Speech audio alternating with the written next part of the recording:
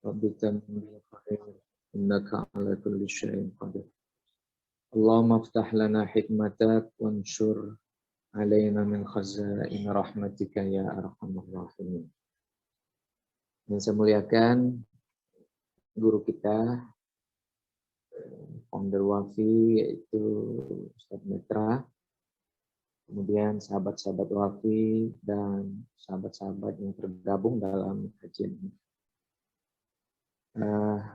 Insyaallah kita akan membaca kitab Asrarus Shaum yang ditulis oleh Imam Al-Ghazali, seorang ulama besar bermadzhab Syafi'i ya. Ini kitab Ihya Ulumuddin, ini kitab yang cukup besar ya. Ya, kitabnya betulnya para ulama memang, para ilmuwan. Sebenarnya kalau kita lihat ada beberapa kitab yang disusun oleh Imam Al-Ghazali sebelum sampai kita kepada kitab Ihya ini. Ada yang namanya Bidayatul Hidayah. Bidayatul Hidayah itu di dalam kitab itu juga ada dijelaskan tentang puasa ada. Cuman dia hanya ringkasan dari Ihya. Kemudian kita juga nanti akan menemukan di atas itu ada kitab Minhajul Abidin namanya ya. Minhajul Abidin. Ini Ihya Ulumuddin, kitab yang sangat besar ya. Ditulis oleh orang besar juga. Nah, karena itu pertama marilah kita sama-sama membacakan Al-Fatihah sekali lagi, walaupun tadi sebenarnya moderator sudah memulai ya. Membacakan Al-Fatihah kepada pengarang atau mu'allif kitab ini. Tidak ada salahnya kita ulangi. La hadratin Nabi Mustafa Muhammad Rasulullah sallallahu alaihi wasallam wa ala alihi wa sahbihi wa dzurriyyatihi wa azwajihi wa ahli baitihi ajma'in. Kafatil anbiya wal mursalin wal awliya wa syuhada wa salihin. Khususan bil Imam Abi Hamid Muhammad bin Muhammad Al-Ghazali. Al-Fatihah. Alhamdulillah minasyaitonir rajim. Bismillahirrahmanirrahim. Ar-Rahmanir Rahim. Maliki yaumiddin. Iyyaka na'budu wa iyyaka nasta'in. Ihdinas siratal mustaqim. Siratal ladzina an'amta 'alaihim ghairil maghdubi 'alaihim.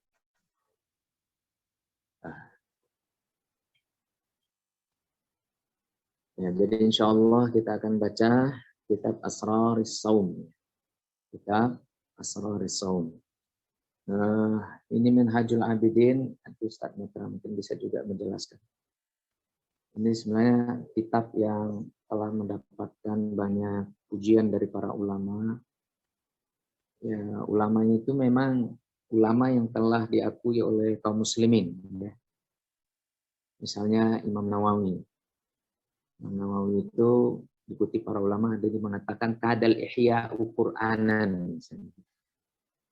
Hampirlah ihya itu sama seperti Al-Quran. Maksudnya dia banyak dibaca dan dipelajari. Memang para ulama-ulama itu mengatakan ya, kalaupun ini mungkin ucapan para ulama aja.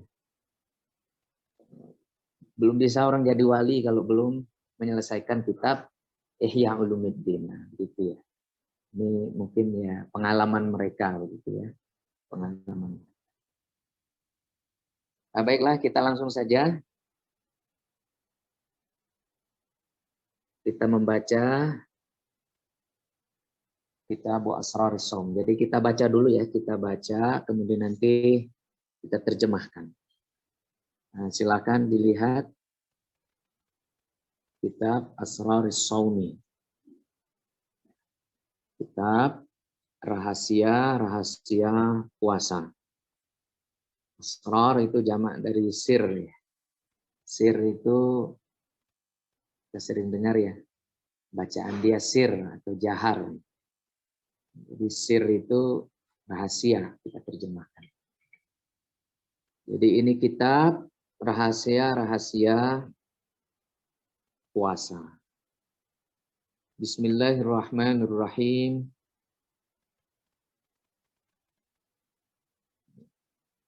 Sudah ketemu Nanda? Kita mungkin langsung saja ya. Oh ya, kita ini kitab Asrarus Shaum ya, Asrarus Shaum. Kitab Ihya ini kata para ulama kan dibagi 4 itu. Ada yang bagian ibadat ya, rubu'ul ibadat. Nah, rubu'ul ibadat, nah termasuklah saum ini rubu'ul ibadat. Kemudian ada rubu'ul adat. Ada 1/4 lagi nanti adat. Ada rubu'ul muhlikat. Ada rubu'ul munjiat. Nah, jadi isi dari kitab Ihya Ulumuddin ini 4 saja dia. Pertama ibadat. Nah, ibadat ini masalah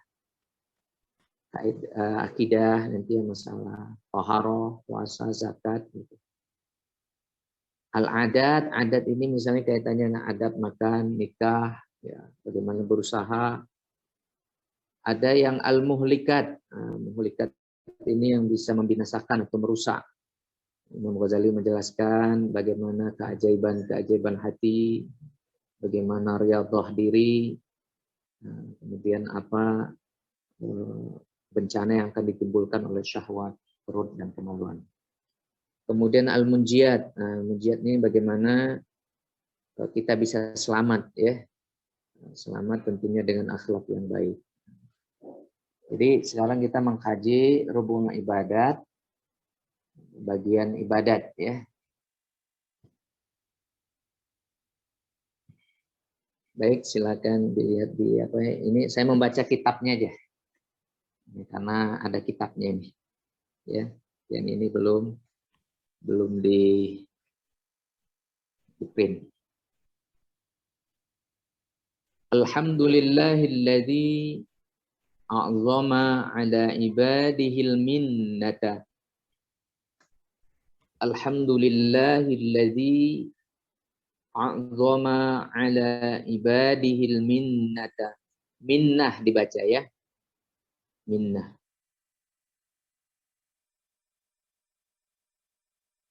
Alhamdulillah, segala puji milik Allah. Alladzi a'zama, yang telah memberikan dalam jumlah yang besar. A'zam itu kan azim, besar ya. Allah menganugerahkan nikmat yang dalam jumlah yang besar ala ibadihi, kepada para hambanya. Ibad itu jamak dari abdun. Nah, kalau bentuknya tunggal abdun, jamaknya ibad. Al-minnah, al-minnata. Nah, al-minnah itu nikmat yang besar artinya. Jadi segala puji bagi Allah yang telah menganugerahkan nikmat dalam jumlah yang besar kepada para hambanya. Bima dafa'a anhum kaidas syaitani wa fannahu. Bima dafa'a anhum kaidas syaitani wa fannahu. Nah, bima, dengan nikmat yang besar tadi, dafa'a anhum. Dafa'a mencegah. Anhum, dari mereka para hamba itu, kaidas syaitani wa fannah, tipu daya setan. Kaidas syaitan, tipu daya setan. Wa fannahu, dan fannah ini ya semakna tipu daya juga, rayuannya lah gitu ya, biar beda.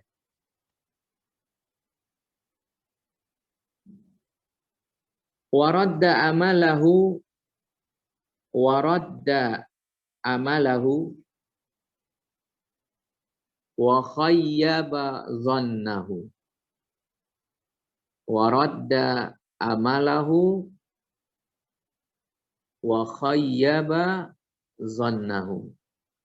Nah, ini bagusnya yang sekarang kitabnya ya, sudah dikasih tanda-tanda dia. Ada titik komanya gitu ya, ada tasydidnya.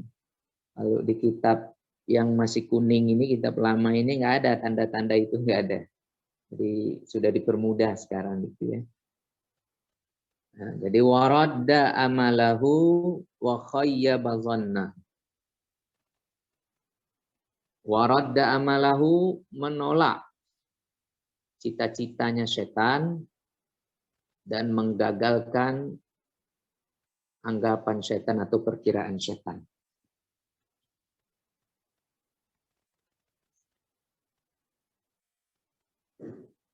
Kenapa Allah tolak cita-citanya, kemudian gagalkan perkiraan setan? Ini. Id ja'ala sauma. Id ja'ala sauma hisnan li awliyaihi wa junnatan. Wa junnatan. Ini bacanya junnah. Kalau dibaca jannah nanti surga. Kalau dibaca jinnah nanti jin. Makanya junnatan dengan dhammah jimnya ya. Id ja'ala sawma hisnan li awliyaihi wa junnatan. Id, karena ja'ala sawma, Allah telah menjadikan puasa hisnan. Hisnan itu sebagai benteng ya. Hisnan itu benteng, hisnun. Benteng li auliyaihi, bagi para kekasih-kekasihnya, para walinya, wa junnatan, dan junnah, perisai.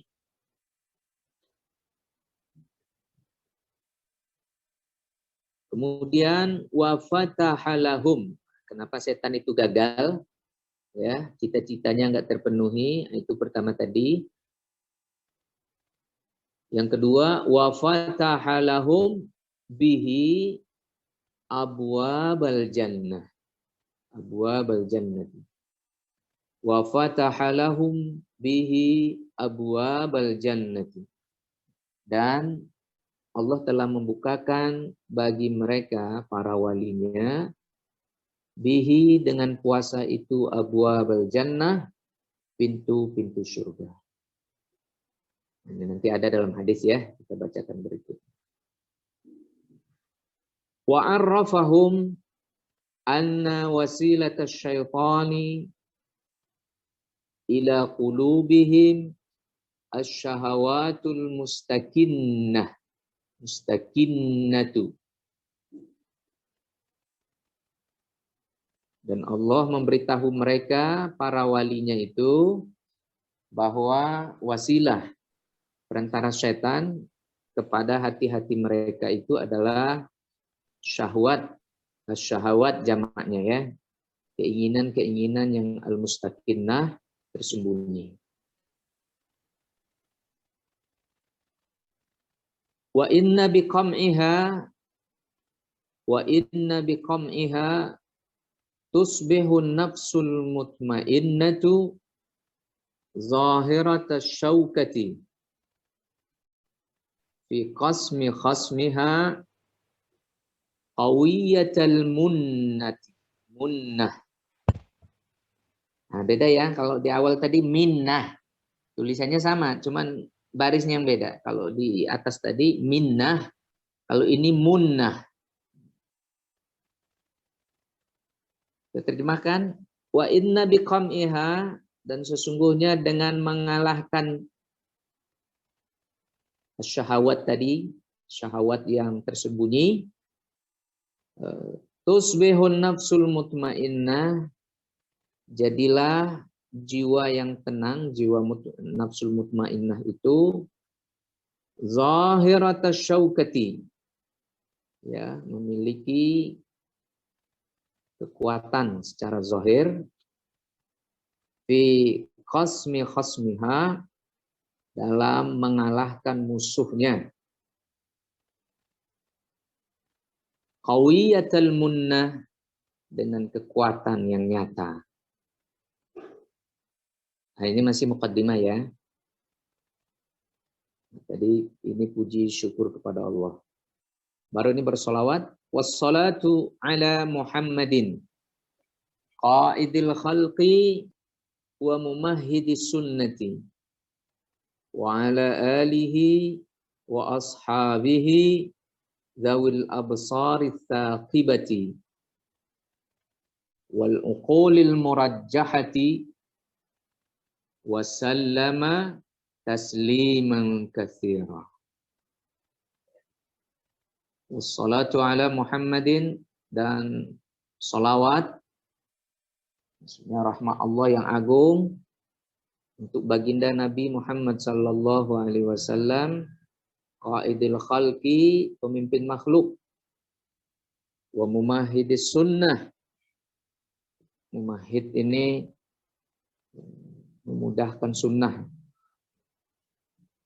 Wa ala alihi wa ashabihi, dan kepada keluarganya, keluarga Nabi dan sahabat-sahabatnya, zawil absar, yang memiliki mata hati, absar ya, basirah ya, basirah, mata hati, at-taqibah, yang terang. Di para sahabat itu mata hatinya terang. Wal uqulil murajjahati, dan akal yang unggul. Wasallama tasliman katsira, dan salam yang banyak ya. Wasallama tasliman katsira. Biasanya dalam bahasa Arab itu kalau sudah salama itu kan salam, tapi ditambah kata tasliman. Nah, itu disifati lagi dengan kasiran. Nah, itu kan untuk taukid itu. Banyaknya itu enggak terkira. Amma ba'd. Nah, jadi ini masih muqaddimah ya. Muqaddimahnya Al-Imam Al-Ghazali ketika memulai kitab Asrarus Shaum ini. Jadi beliau dari muqaddimah ini sebenarnya kita sudah dikasih tahu apa yang akan beliau bahas ini. Dalam bahasa Arab, dalam ilmu balaghah namanya ini kan disebut bara'atul istihlal namanya ya. Jadi kata-kata beliau di muqaddimah itu sudah memberikan gambaran apa yang akan beliau bahas nanti di dalamnya. Mulai dari awal misalnya bagaimana tipu daya setan itu, kemudian bagaimana puasa itu kok bisa menjadi benteng dan perisai, gitu ya. Terus bagaimana setan itu dengan syahwat yang tersembunyi itu dia akan merusak hati seseorang. Nah ini sudah dijelaskan oleh Imam Al-Ghazali. Nah ini muqaddimah ini bagi yang ahli ini begini ya. Jadi kalau muqaddimah puasa ya dia bahas tentang puasa. Ini artinya orang yang levelnya udah tinggi gitu ya. Levelnya udah tinggi. Jadi kalau kita belum tinggi ini kan ya alhamdulillahnya sama terus kan. Alhamdulillahirabbil alamin wassalatu wassalamu ala asyrofil anbiya. Nah, itu ya. Tapi coba lihat Imam Al-Ghazali itu setiap bab itu beda dia, ya. Nah, ini artinya Imam Ghazali itu seorang lugawi kan, seorang pakar bahasa, gitu ya. Makanya wajar ini kitab beliau ini disyarah oleh Imam Murtada Az-Zabidi ya, Hafuz Sadah Muttaqin, itu syarah dari Ihya Ulumuddin. Dan juga ahli bahasa ya. Kita ini sampai jam berapa ini Nanda? Di rencananya kita sampai jam 9, Ustaz. Oh, sampai jam 9 ya. Berarti bentar lagi kita diskusi ya. Boleh Ustaz, boleh. Oh gitu ya. Ya, baik. Mungkin bisa juga 15 terakhir, 15 menit terakhir itu. 15 menit terakhir ya. Ikut waktu Ustaz Bambang saja. Ya boleh. Ya Ustaz. Lebih juga boleh Ustaz. Ini minta syarahnya juga nanti ini ya. Iya ya. Kita baca dulu ya. Amma ba'du. Nah, ini kalau yang di kitab terbarunya udah dibuat apanya ya? Ada bayanu fadlis shaum wa targhibu fih ya. Ini penjelasan keutamaan puasa dan target terhadap puasa. Kalau di sini nggak ada. Amma ba'du fa inna shauma rubu'ul iman. Sungguh puasa itu seperempat daripada iman. Bimuqtada qaulihi sallallahu alaihi wasallam, berdasarkan ucapan Nabi, sabda Nabi sallallahu alaihi wasallam. Kenapa tadi disebutkan bahwa puasa itu seperempat daripada iman? Karena ada hadis Nabi, as-saumu nisfus sabri. Puasa itu setengah dari sabar. Puasa setengah dari sabar.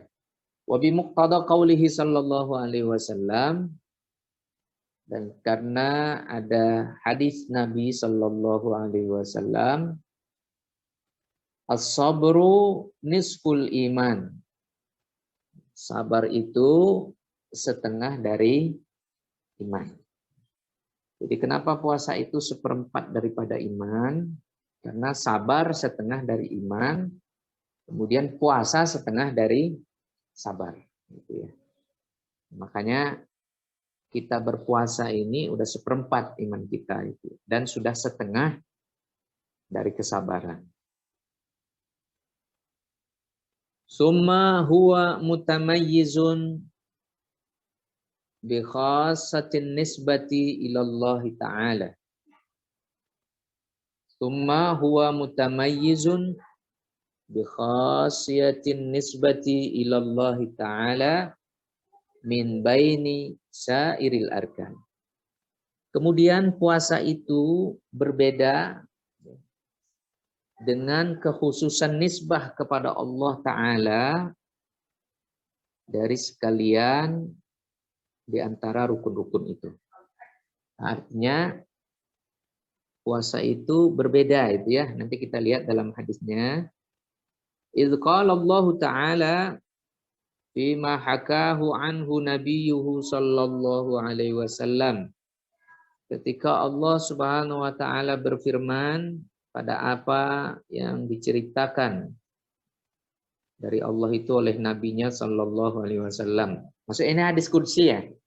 Hadis qudsi itu kan Nabi sebenarnya mendapatkan wahyu dari Allah, tapi Nabi yang membahasakannya kan. Ini termasuk hadis qudsi. Ya, kenapa puasa itu dinisbahkan langsung kepada Allah? Dia beda dari seluruh rukun-rukun Islam yang lain. Nah ini. Kullu hasanatin bi asyri amsalihha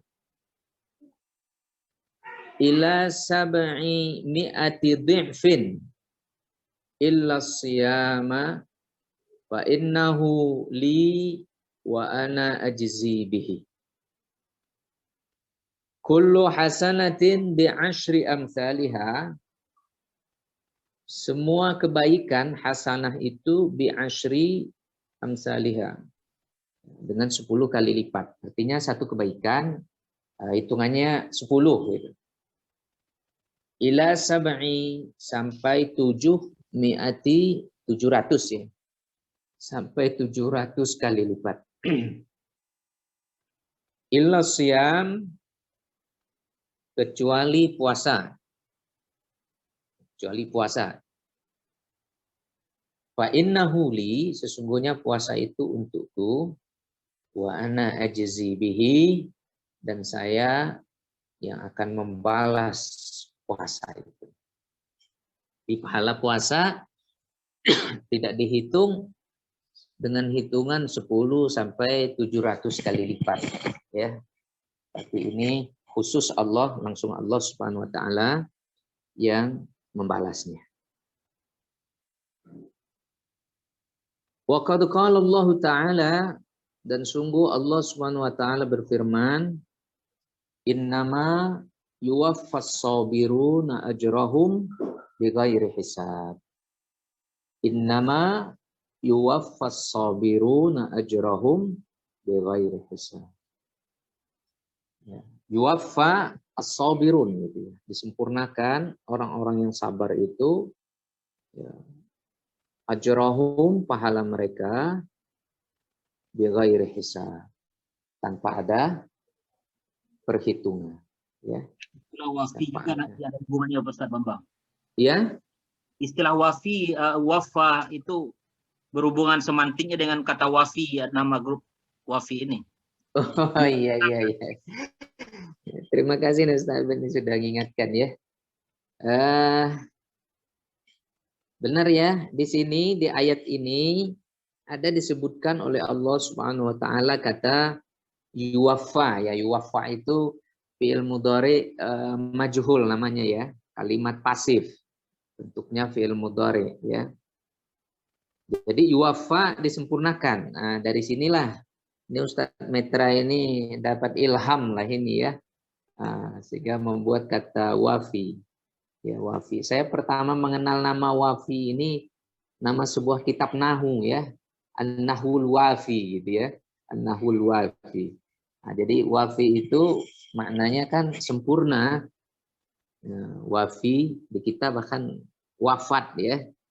Orang wafat itu kan akan disempurnakan balasannya ya. Kemudian telah disempurnakan kehidupannya sehingga dia kembali lagi kepada Allah. Nah, di sini kata yuwaffa ini ya. Ini menariknya bahasa Arab ini sebagaimana disebut oleh profil atas ini ya. Sistem akar kata itu. Ya, sistem akar kata itu yang tidak dimiliki oleh bahasa-bahasa lain di dunia. Dengan akar kata itu bisa memastikan maknanya apa dia kan? Nah, maknanya apa? Jadi ini keutamaan atau kelebihan bahasa Arab ya, yang tidak dimiliki oleh bahasa-bahasa lain. Jadi innama yuwaffas sabirun ajrahum bighairi hisab. Jadi disempurnakan, sungguhnya disempurnakanlah bagi orang-orang yang sabar itu pahala mereka tanpa ada perhitungan. Nah, ini kalau yang terbaru ini surahnya surah apa ini Nanda? Ya, kalau di kitab lama kan nggak dibuat nama surahnya. Ini ada catatan kakinya ya. Nah, nanti Ya, bisa dilihat dalam surah Az-Zumar ya. Surah Az-Zumar ayat 10 ya. Zumar. Ya, ayat 10. Qul ya ibad itu tadi ya. Innama yuwaffas sabiruna ajrahum bighairi hisab. Nah, ini enaknya kalau udah ditahqiq ya. Di masa Imam Ghazali ini mereka menganggap bahwa pembacanya ini para hafiz Quran ya. Enggak perlu lagi ditulis-tulis itu ayatnya apanya ya.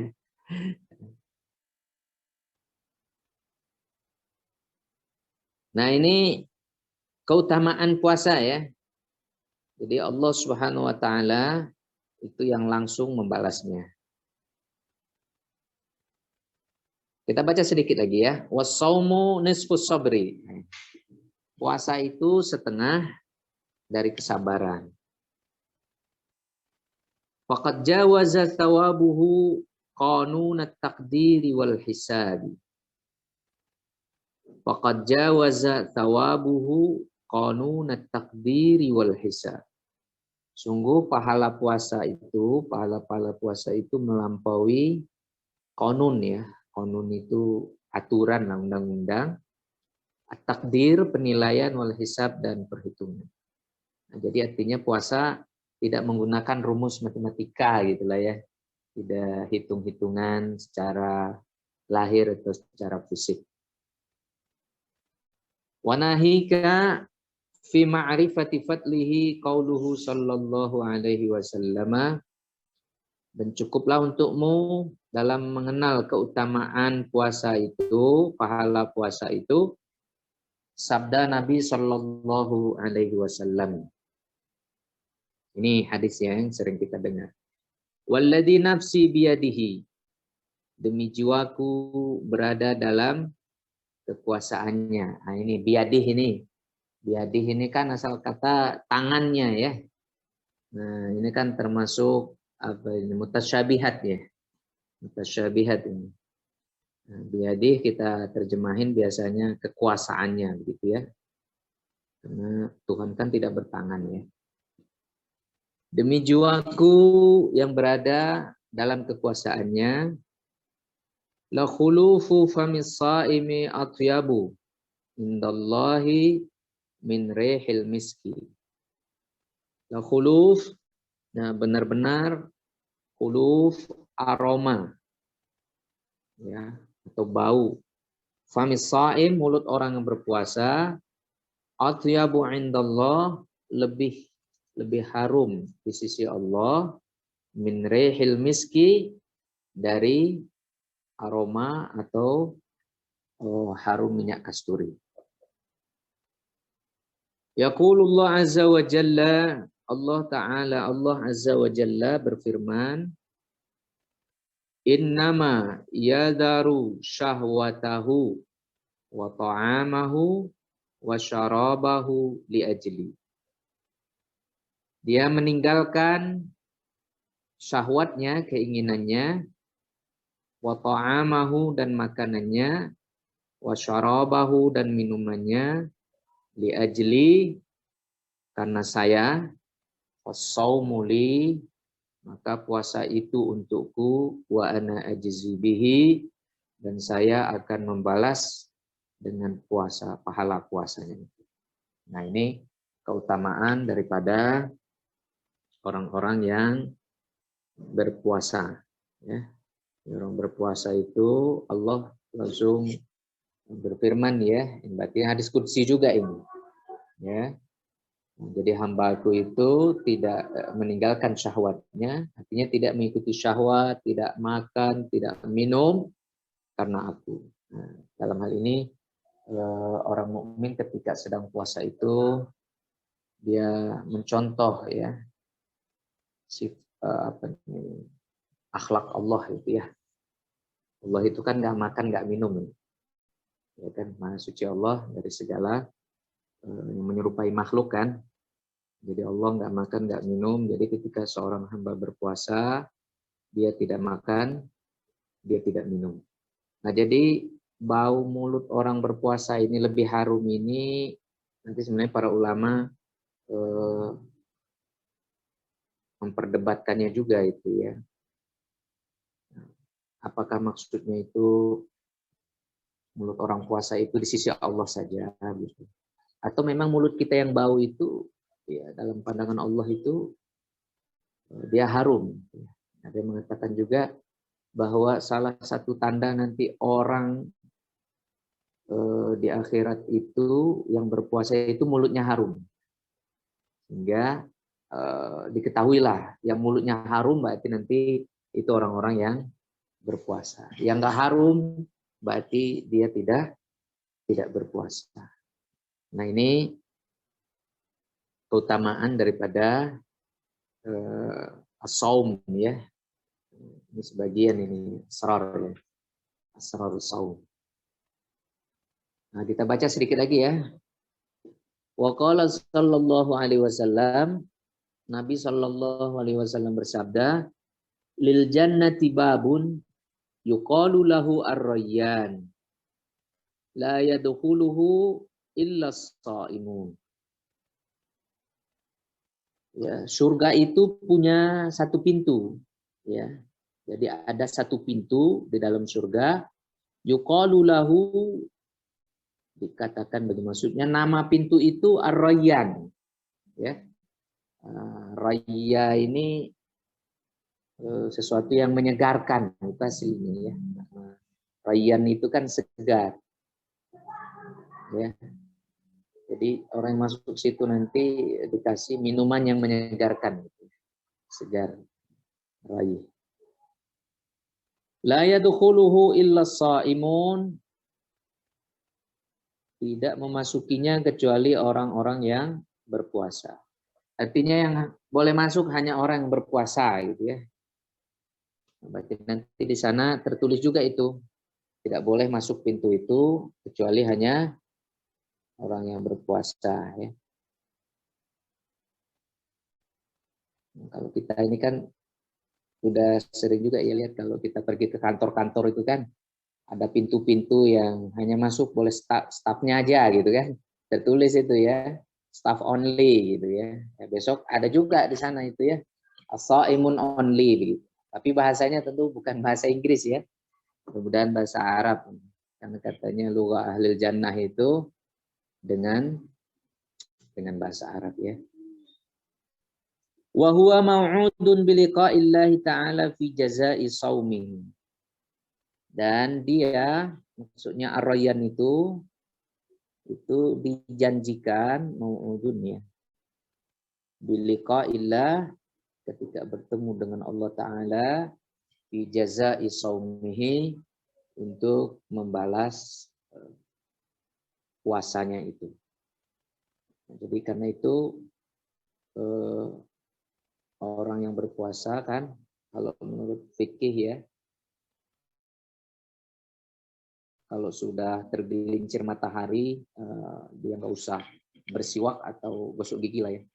Nah, setelah tergelincir matahari, karena itu menghilangkan asar ya, bekas-bekas dari ibadah puasa. Dari kan babnya itu kan itu khulufu famis shaim itu ya, bahwa bau yang tidak sedap keluar dari mulut orang berpuasa itu lebih harum di sisi Allah dibandingkan harumnya minyak kasturi kan. Berarti kalau kita hilangkan bau itu berarti menghilangkan bekas-bekas ibadah. Menghilangkan bekas-bekas ibadah kan makruh ya, makruh. Sama dengan kita berwudu, setelah berwudu dilap ya bekas wudu kita itu padahal dia belum kering. Nah, ini kan makruh ya. Wallahu a'lam. Sementara itu dulu ya, Nanda. Atau nanti ini ada tambahan dari Ustadz Med, silakan. Atau seperti apanya ini, ada masukan, silakan. Baik, jazakallah khairan Ustaz Bambang atas syarahannya dari kitab Asra Asyaum, tulisan dari Imam Al-Ghazali. Baik, mungkin selanjutnya kita akan masuk ke sesi tanya jawab. Mungkin sebelum itu, sebelum kita masuk, Ustadz Metra, apakah ada mau ingin menambahkan Ustadz atau tanggapannya terhadap daras untuk hari pertama ini? Oke, Nanda, terima kasih Nanda. Dari pembacaan tadi saya mendapati bahwa benar-benar Allah menjadikan puasa hanya untuk Allah, ya. Bukan untuk yang lain, karena memang di sini dijelaskan pertama, jadi kalau yang lain selain ibadah kebaikan yang lain itu ada kalkulasinya, ada 10 kali lipat, ada 700 kali lipat. Nah, kemudian hanya khusus puasa, hanya Allah lah yang memberikan takaran pahala. Di sini memang adalah konsep beyond of limit tentang al-khair yang Allah berikan ataupun pahala kepada orang berpuasa. Ditambah lagi dengan orang berpuasa ini ya, walaupun makan jengkol ya pas sahur ya, pasti kita akan menyium bau tidak sedap orang berpuasa itu. Tapi bagi Allah bau tidak sedap jengkol itu ya wangi gitu. Berarti ini hanya untuk Allah gitu, bukan untuk kita sebagai manusia. Ini luar biasa ini. Kemudian tambah lagi dengan Allah bagikan satu pintu yang khusus bagi orang puasa, yaitu yang disebut babur rayyan tadi. Nah, dengan dijanjikan dengan orang yang berpuasa khusus masuk ke babur rayyan ini, dijanjikan bertemu dengan Allah untuk mendapatkan pahalanya. Ini yang saya dapat tangkap, bahwa puasa benar-benar hanya untuk Allah, kadarnya juga dari Allah, tentang wanginya juga dari Allah, pintunya juga khusus untuk dapat bertemu dengan Allah. Wallahu a'lam bishawab. Mungkin itu apa yang saya tangkap dari pembahasan tadi. Terima kasih Nanda. Baik, jazakallahu khairan Ustaz Metra atas sedikit kesimpulannya untuk daras kita pada pagi hari ini. Baik, kita akan mulai masuk ke sesi tanya jawab ya, Ustaz Bambang. Dipersilakan kepada sahabat Wafi yang ingin bertanya, bisa raise hand sebelum kita dipersilahkan untuk bertanya langsung dengan Ustaz Bambang. Bertanya boleh terkait puasa juga ya Ustaz ya? Iya. Mungkin ada fikih atau kasus-kasus tertentu selama puasa ini. Ya, kita ini masih mukaddimah ini ya. Iya, Ustaz. Ini dibaca ini Imam Ghazali ini detail banget ini. Iya.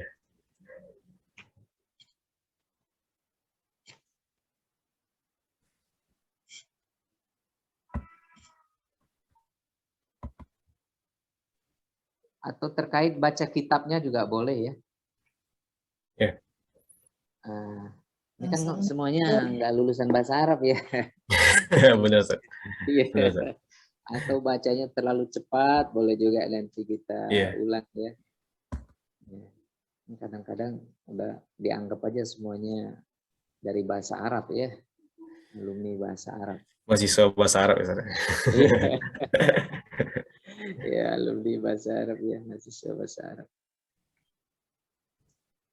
Nah, tapi memang ada keutamaan bahasa Arab ya, yang memang tidak dimiliki oleh bahasa-bahasa lain. Dan kalau kita membaca kitab Imam Ghazali ini, bahasa Arabnya memang sangat asik gitu ya.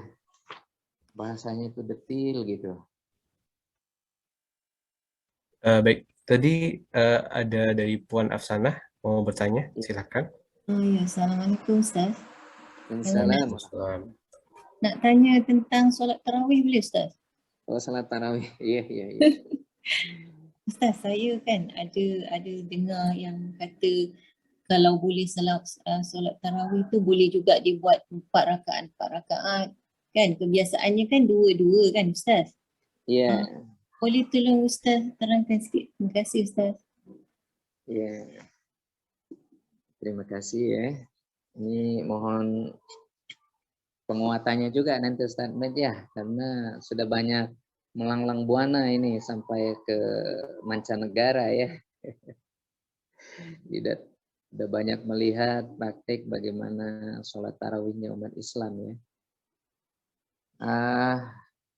Sholat tarawih ini sholat yang dilaksanakan di dalam bulan suci Ramadan ya. Kalau kita baca penjelasan para ulama,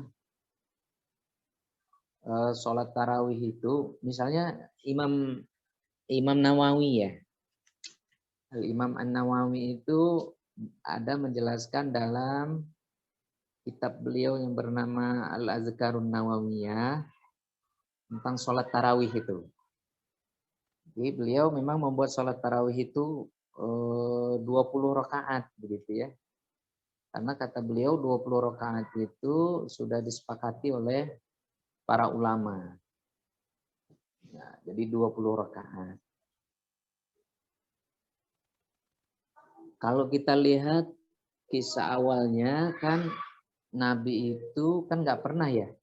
Nabi itu sholat tarawih 30 hari atau 29 hari itu berjamaah di masjid kan nggak ada. Yang ada itu kan Nabi datang hari pertama gitu ya. Nah, sahabat banyak juga yang ikut. Kemudian malam kedua juga. Nah, ternyata Nabi khawatir ini. Sahabat begitu bersemangat nanti diwajibkan pula tarawih ini. Dan berat bagi umat. Ya. Nah, sehingga kan Nabi nggak datang lagi. Hanya saja ini kan perkembangan berikutnya itu kan pada masa Sayyidina Umar bin Khattab radhiyallahu anhu ya. Sayyidina Umar bin Khattab ya. Dulu itu kabarnya tarawih itu belum dipimpin oleh satu imam kan. Masih sendiri-sendiri. Masih sendiri-sendiri. Nah, pada masa Sayyidina Umar ya, masa Sayyidina Umar itu kalau nggak salah ditetapkan gitu. Satu dipimpin oleh satu imam ya kan. Siapa nama sahabat Nabi yang imam di masa Sayyidina Umar itu ya, dipilih oleh Sayyidina Umar untuk menjadi imam sholat tarawih. Nah, sehingga kan gara-gara itu kan ada ungkapan Sayyidina Umar yang terkenal ya, ni'matil bid'atu hadhihi gitu ya. Jadi sebaik-baik bid'ah ya ini gitu ya. Itu bid'ah itu karena Nabi nggak ada mencontohkan kan. Makna bahasanya dia bid'ah gitu. Tapi secara syar'inya dia tidak bid'ah. Dan ini bertahan ya Nah, kemudian bagaimana dengan yang 4 rakaat 1 salam? Nah, ini ada ijtihad sepertinya begitu ya. Ada ijtihad yang 4 rakaat 1 salam itu kan hadis Sayyidah Aisyah itu ya. Hadis Sayyidah Aisyah. Nah, ini tagnya udah dikirim ini ya sama guru kita Ustaz Mitra ya.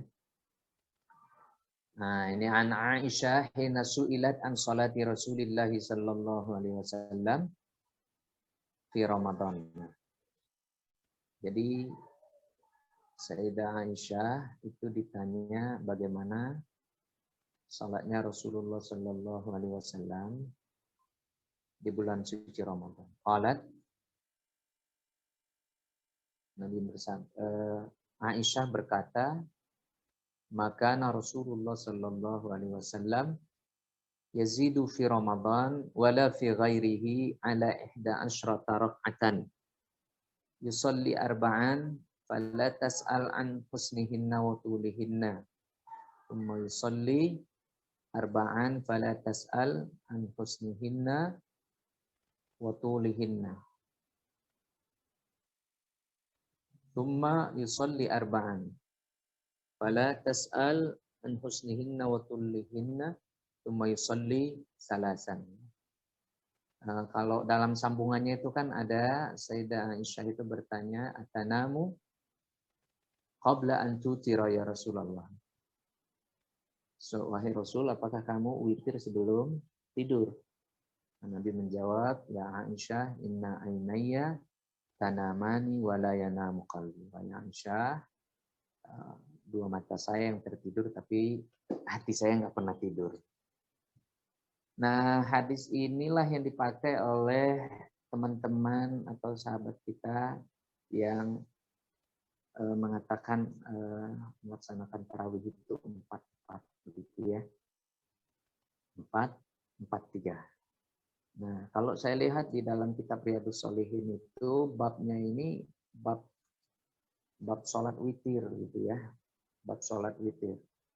Nah, tetapi termasuk ya kita di Sumatera Barat ya, bahkan Muhammadiyah secara khusus itu menjadikan ini sebagai dalil sholat tarawih itu 4 rakaat 1 salam. Ya, 4 rakaat 1 salam. Cuman kalau ditanya ini saya secara pribadi mana mau 4 rakaat atau 2? Saya memilih 2. Ya. 2 rakaat 1 salam. Tapi ini begini, Ibu Afsa, siapa tadi nanyanya ini? Afsanah Begum. Ya, Ibu Afsanah. Karena ini hal yang sunnah ya, mungkin kita bertoleransi sajalah, ya, kita toleransi saja. Nah, jadi kalaupun saya secara pribadi memahami teks hadis ini bukan untuk tarawih gitu. Karena ini dalam teks hadis ini Nabi itu tidak pernah lebih baik dalam bulan Ramadan atau di luar bulan Ramadan. Ada kata-kata wala fi ghairihi. Ghairihi ini kan baik dalam Ramadan atau luar Ramadan. Kita tahu bahwa di luar Ramadan itu tidak ada sholat tarawih. Ya kan? Nah, tidak ada sholat tarawih. Jadi kalau Imam Tirmidzi mengatakan, ya kata para ulama, Imam Tirmidzi mengatakan hadis ini adalah bab sholat witir. Nah, tapi kalau ada yang memahami ini untuk Ramadan juga, ya ini barangkali ijtihadnya mereka ya, ijtihadnya mereka. Mudah-mudahanlah mereka tidak keliru. Nah, ini masalah tarawih ya, masalah tarawih. Wallahu subhanahu wa ta'ala a'lam. Ustaz Med bisa membantu juga tentang hal ini.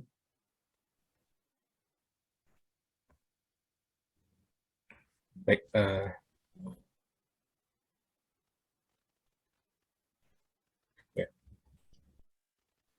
ya mungkin Ustaz Mitra. Silakan Ustaz. Ya. Ya, pada prinsipnya semua yang dilakukan Rasulullah ataupun yang dipraktekkan ya pada hari ini semua ada dalilnya. Kalau ikut kecenderungan Syafi'iyah, memang dua-dua lebih akwa ya. Dua-dua rakaat kemudian salam itu lebih akwa. Itu saya juga pernah diskusi dengan salah satu sahabat saya yang di training di Mufti di Darul Ifta ya, Al-Ghazali, sekarang pimpinan pondok di Lampung itu. Dia punya pandangan seperti itu karena memang dia dididik oleh Syekh Ali Jum'ah dan rujukannya semua ulama-ulama Syafi'iyah. Maka dia berpandangan bahwa sholat tarawih itu ya dua-dua lebih akwa dibanding yang lain. Tapi bagi ulama lain, sebagaimana juga hadis yang juga sahih ya, yang saya tuliskan di chat itu juga punya rujukan gitu. Nah, mungkin latar kondisi dan suasananya berbeda. Saya juga belum mendapatkan kapan Rasulullah itu melaksanakan 4-4 kemudian salam, kapan Rasulullah mengadakan 2-2 kemudian salam gitu. Nah, itu yang saya belum temukan sejarah pelaksanaannya itu. Mungkin itu saja respon dan tambahan keterangan aja sebenarnya, bukan menambah sebenarnya, tapi apa yang saya pahami kedua-duanya punya dasaran ya, tergantung kecenderungan kelompok atau sahabat yang menggunakannya, mana yang lebih yakin pada dalil hadis yang ada. Tapi semua status hadisnya sahih karena Imam Bukhari banyak menjelaskan itu. Terima kasih. Jazakallah khairan Ustaz Ahmed atas tambahannya atau berbagi ilmunya tentang jumlah rakaat dalam sholat tarawih. Masih ada sekitar 3 menit lagi, Ustaz Bambang. Masih boleh ada yang bertanya, Ustaz? Boleh. Ya, dipersilakan kembali kepada sahabat Wafi yang hadir pada pagi hari ini untuk raise hand. Oke, boleh dari Febri ada raise hand. Febri, silakan. Assalamualaikum Ustaz. Izin bertanya Ustaz, yang tadi yang kata Ustaz itu kan ulama itu sangat menjaga puasanya seperti itu. Misalkan tidak menyikat gigi setelah terbitnya fajar karena takut hilangnya bekas-bekas ibadah seperti itu. Apakah memang dan saya juga baca itu dari Inyak Parabe ya. Kutipannya kurang lebih seperti ini, Ustaz. Perhatikanlah orang-orang yang berniaga siang malam gila perniagaan saja, sama saja dengan bulan lain di bulan Ramadan kayak. Jadi di sini Inyak Parabe itu juga menyatakan bahwa ternyata di bulan Ramadan ibadah kita cara kita berniaga sama saja seperti itu di antara bulan Ramadan dengan di luar bulan Ramadan. Apakah memang para ulama ini sangat ketat peraturannya terhadap puasa, Ustaz? Itu yang pertama. Yang kedua,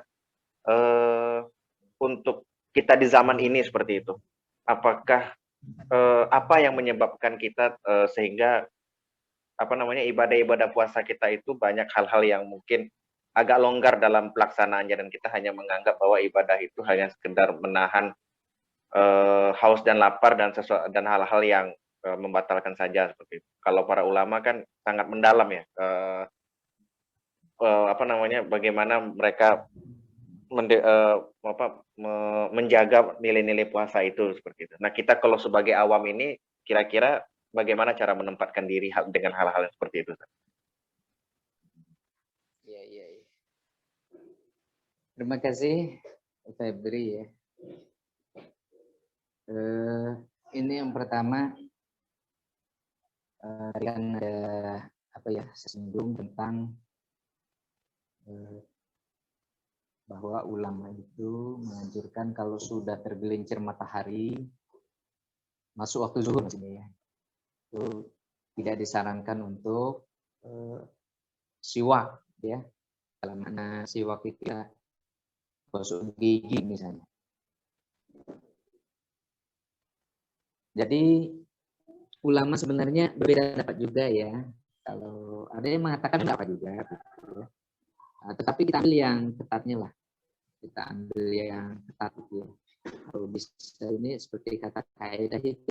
Kalau ada yang mengatakan enggak apa-apa dan mengatakan kurang baik, kita lebih mengambil yang ketatnya ya. Al-khuruju minal khilaf mustahabun ya. Jadi kita keluar dari perdebatan itu sangat dianjurkan.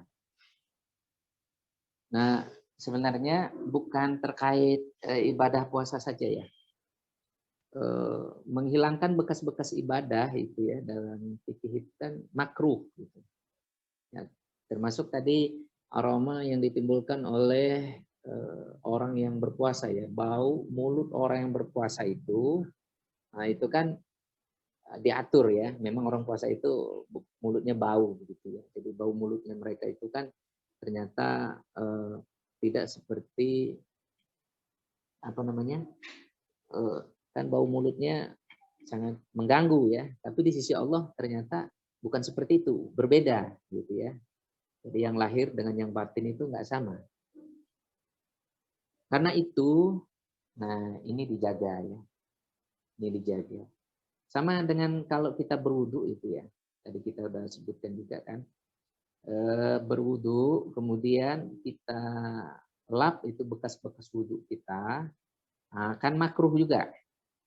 Ya sebenarnya ini kan masalah fadail ya, masalah keutamaan, fadilah saja. Sebenarnya kalau dilanggar juga tidak apa-apa, tidak memberikan bekas apapun. Cuman ketika fadilah fadail ini dilaksanakan seseorang, yaitu menunjukkan kehati-hatiannya dan level keimanannya udah semakin baik gitu ya. Nah, jadi dia tidak fokus saja kepada syarat rukun, tapi dia sudah adab ya. Makanya Imam Al-Ghazali itu kan banyak nanti membuat adab ya. Kalau kita baca kitab Bidayatul Hidayah itu, dia adab itu. Ya, adab bangun tidur gitu ya, adab sholat, adab puasa gitu.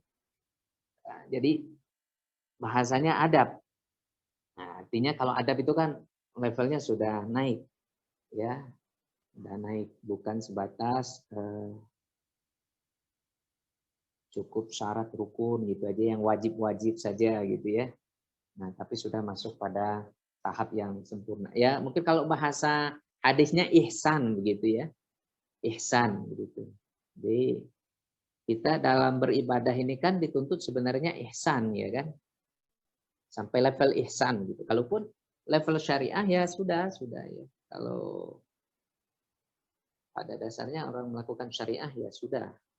Tapi ketika orang sudah sampai level ihsan, tentu ini menunjukkan tingkat keimanannya yang sudah sangat bagus. Ya. Sehingga dia tidak longgar dalam hal apapun. Ya. Tidak longgar dalam hal apapun. Nah, misalnya begini, ini bagi kita mungkin biasa ya. Dan kalau kita di masjid, ya kan, kita ke masjid, nah kita mau berwudu, ya kan, mau berwudu. Kita misalnya bawa sepatu ke masjid, ya kan, mau berwudu, kita pakai sandal orang di situ kan, kita nggak tahu itu kan. Nah, apakah yang punya itu mengizinkan kita atau tidak? Mana tahu pas kita pakai sebentar itu, yang punya mau keluar juga kan. Nah, ini kan sebenarnya kan nggak ada masalah itu ya kita lakukan kalau cara fikihnya ya, kalau niatnya itu nggak untuk apa namanya mengambilnya, memakai sebentar saja kan nggak apa-apa. Nah, tapi mungkin bagi orang-orang yang ihsan nggak mau dia, gitu ya, dia lebih berhati-hati lagi. Nah, sampai hal yang seperti itu. Nah, jadi sikap longgar tidak longgarnya ini kaitannya dengan ilmu lah ya, dengan ilmu. Nah, mungkin bagi orang yang nggak tahu, belum mempelajari, nah bisa jadi dia longgar saja. Nah, tapi bagi yang sudah tahu, dia akan mematuhi itu ya, semampunya dia. Nah, itu kira-kira jawabannya tuh. Wallahu subhanahu wa ta'ala.